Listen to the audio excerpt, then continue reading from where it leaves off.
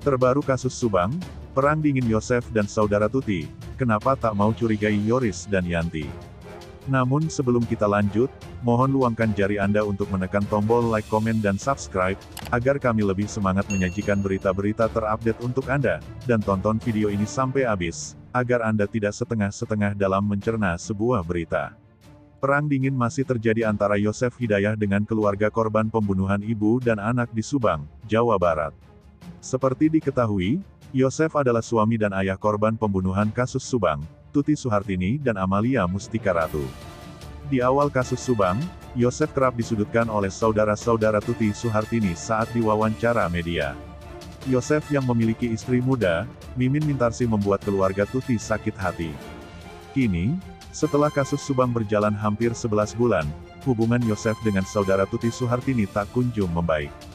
Hal ini diakui Yosef dalam video yang diunggah di channel YouTube Koin 1077.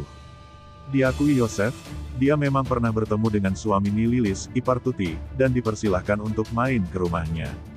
Namun karena dia ingin lebih fokus terhadap masalah ini, dia urungkan berkunjung ke sana. Selain itu, Yosef khawatir kedatangannya ke rumah saudara Tuti justru akan menimbulkan masalah baru.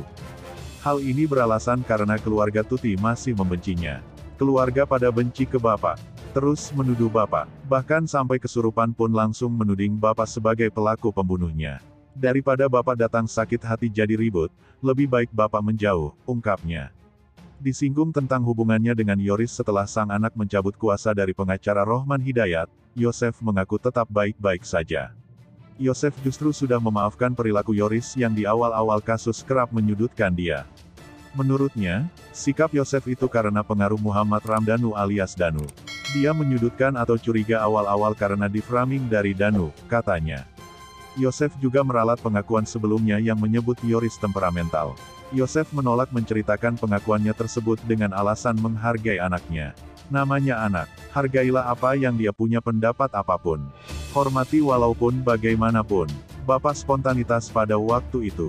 Kembali lagi, baik dan buruknya itu anak saya, elaknya. Sebelumnya dalam berita acara pemeriksaan BAP, Yosef menyebut Yoris temperamental. Bahkan, Yoris yang temperamental itu pernah diruqyah pada 2018. Kuasa hukum Yosef, Rohman Hidayat, mengatakan, penyidik Polres Subang menanyakan soal karakter dari Yoris yang temperamental dan pernah ruqyah. Fokus pertanyaan BAP kali ini yang pertama adalah bahwa Yoris pernah diruqyah itu kurang lebih di tahun 2018, ucap Rohman Hidayat di Polres Subang, Selasa, tanggal 9 November tahun 2021. Menurut Rohman Hidayat, dari keterangan kliennya tersebut Yoris sempat dilakukan ruqyah atas izin dari Yosef serta istrinya yakni Tuti Suhartini. Maksudnya adalah kesepakatan almarhumah Tuti bersama Pak Yosef menyarankan untuk diruqyah. Akhirnya, diobati di rumahnya Yoris di Kasomalang. Pada saat itu ada ustadz yang didatangkan tujuannya agar Yoris tidak temperamen lah, katanya. Kata dia, sifat temperamental Yoris yang sudah melampaui batas dan sudah sangat parah mengharuskan kakak Amalia itu diruqyah.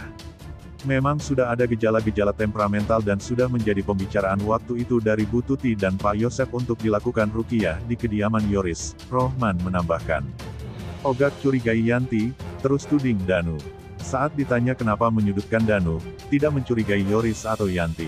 Yosef mengaku untuk masalah ini dia kembalikan pada proses penyelidikan.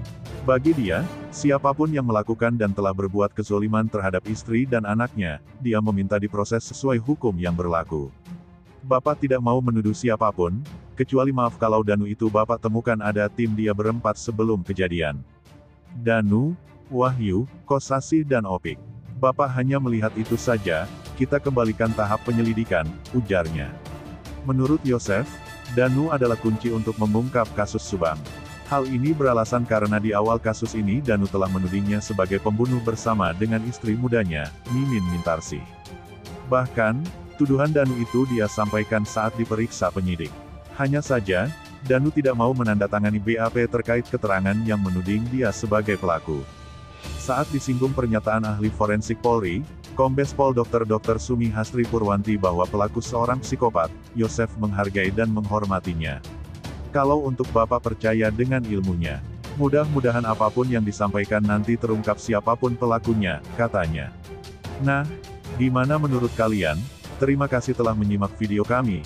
Nantikan video menarik lainnya hanya di channel UP Info.